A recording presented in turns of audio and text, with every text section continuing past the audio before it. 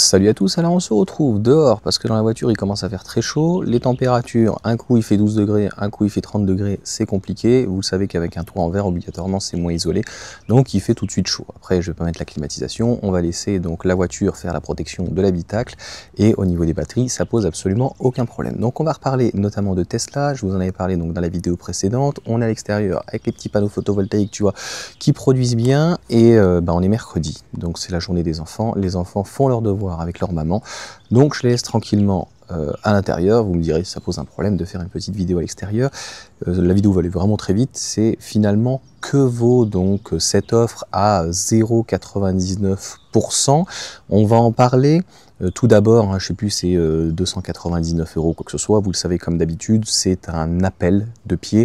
Et il y en a beaucoup qui vont dire, ouais, mais c'est avec un apport de 8000 €, quoi que ce soit. Donc, le but, c'est de mettre 0. Alors, j'ai fait une simulation, je vous la mettrai peut-être à côté. On ne peut pas mettre a priori 0, donc j'ai mis 2000 €. Normalement, c'est la valeur du bonus. On en reparlera de la vidéo de l'ADEME. Je crois qu'on ne l'aura pas avant le mois de juillet. C'est catastrophique. Comme vous le savez, je veux scinder les vidéos parce que sinon, ça fait des vidéos trop longues.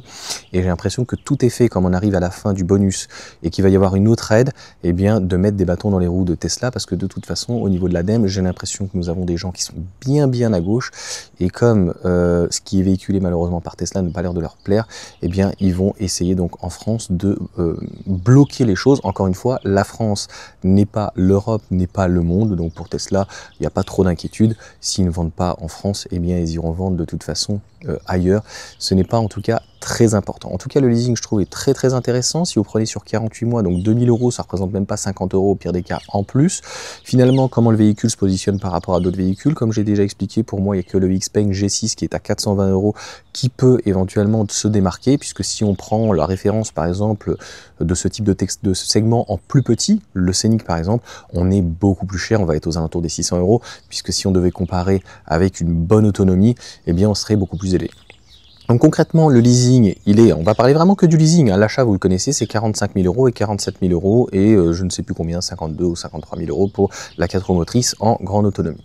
Donc avec le pack premium. Donc sur le prix, sur le leasing, 48 mois, 10 000 km, vous pouvez rajouter 20 000 km, on va en parler juste après, c'est 460 €. Donc c'est plutôt bien situé, c'est beaucoup moins bien que l'année dernière, j'avais prévenu en vidéo, je vous avais dit, écoutez, on peut pas tout avoir, si vous voulez la nouveauté, vous la payerez le prix fort, même si je trouve que le rapport qualité-prix est excellent, et même moins cher que ce que je l'ai payé moi avant à l'époque, mais il n'y aura plus toutes ces aides. Donc si vous avez beaucoup d'aides, profitez-en parce que franchement, on risque d'avoir des écarts de 5 à 8 000 € de différence parce que c'est le jeu ma pauvre Lucette. Le prix du véhicule revient à un prix qui est son juste prix.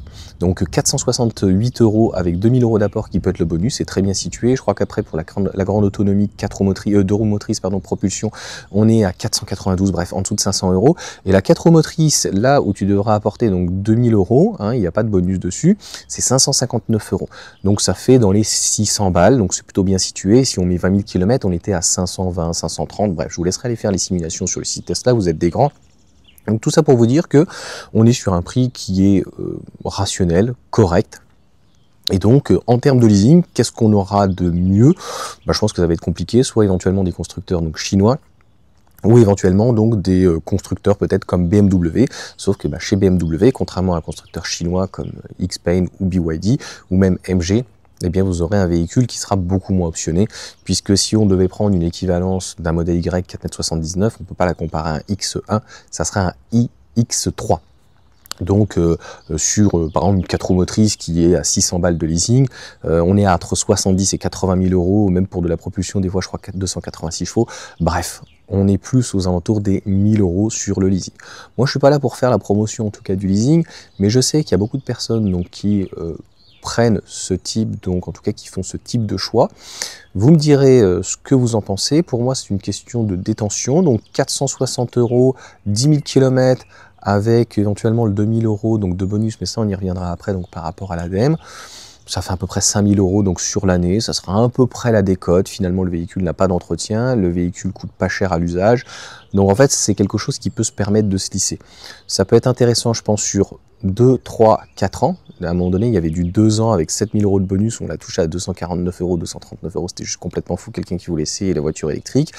Si quelqu'un veut la garder quand même plus sur 5-10 ans, j'ose espérer qu'il y a des personnes voilà, qui achètent des véhicules pour longtemps, et c'est un véhicule pour durer longtemps, batterie et moteur garantie 8 ans, et pour le reste, donc c'est 4 ans, 80 000 km. Donc 160, 192 000 en fonction si c'est une batterie LFP ou NMC. Donc en gros, vous la gardez 8-10 ans, vous êtes sous garantie jusqu'à 8 ans, et vous avez un véhicule qui est limite increvable. On refera le point donc sur les décotes, mais les décotes sur le modèle 3 sont plutôt bonnes. Après voilà, c'est l'offre et la demande. Ça a l'air peut-être de décoter le véhicule électrique un peu plus au début, parce que peut-être qu'il y a moins de demande, et aussi il y a moins de demande aussi sur les véhicules récents, parce que le bonus aussi a fait que les gens se ruaient plus sur des véhicules neufs, notamment sur les Tesla, je sais pas sur les Mégane ou autres, parce que j'ai une Mégane aussi, on pourrait comparer. Mais sur des modèles Y qui étaient aux alentours en occasion 35 000 €, 30-35, ça valait pas le coup parce qu'avec toutes les aides finalement, on l'avait donc moins cher. Ou en tout cas au même tarif pour un véhicule neuf. Donc voilà en tout cas pour cette petite vidéo. N'hésitez pas à mettre un petit commentaire, à mettre un pouce et à me dire ce que vous en pensez. C'est une proposition comme une autre. Le seul avantage, encore une fois, du leasing donc pour Tesla, c'est pas de garantir le sérieux de la marque, parce qu'il est là. C'est vrai que sur un constructeur chinois, on se dit, on ne connaît pas comment ça va dévaluer, quelle sera la cote. Donc là, elle est plutôt bonne, mais c'est plutôt de lisser une somme et de se dire, en fait, voilà, j'ai rien à payer. Après, on est toujours sur l'éternel problème des gens qui vont dire « Oui, mais c'est quand même de l'argent perdu. Oui, mais au final, si je rends mon véhicule dans un sale état, on aura le même problème si on vend son véhicule éventuellement en particulier, si le véhicule, donc, obligatoirement a été abîmé. » Allez, sur ce, ciao à tous.